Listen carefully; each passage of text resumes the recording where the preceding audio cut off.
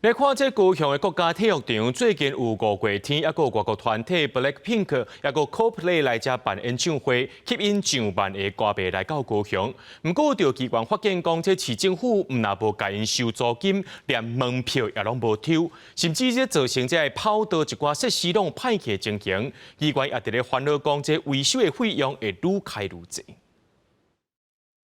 跑道闭起，一寡设施拢生鲜，看起来歹。这状况拢出现伫高雄体育场，做一个通过国际道场斗赛总会以及认证的运动场，当年固定维护经费3000多万，民代烦恼安尼无够。东西一定会越修越多嘛，所以你不要说一盖3000讲到底10单嘛安尼，20单嘛安尼，我相信这个费用绝对是不够。演唱会场外歌迷是有够多，国家体育场最近几冬是真侪国内外有名的艺人团体拢来遮开演唱会，但民代发现市府无收租金，门票嘛无抽成，这个无法源依据。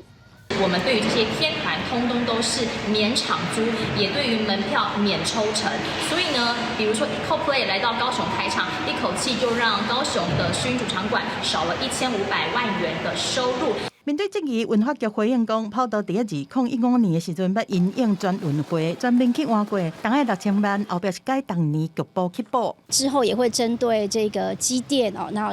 一些这个灯光照明啊，以及包含我们这个跑道的部分，我们都会全体的来做一个检修，然后视经费的状况，以这个短中长的一个计划来做一个改善。市府讲已经在做全面的盘点，准备要检收。场馆免租金是考虑到活动的公益性还是效益？亲像 Coldplay 创作5亿外的观光财，已经比相关的收费加足多。用免收租金请因来，嘛是行政裁量权，整体效应比租金较重要。记者综合报道。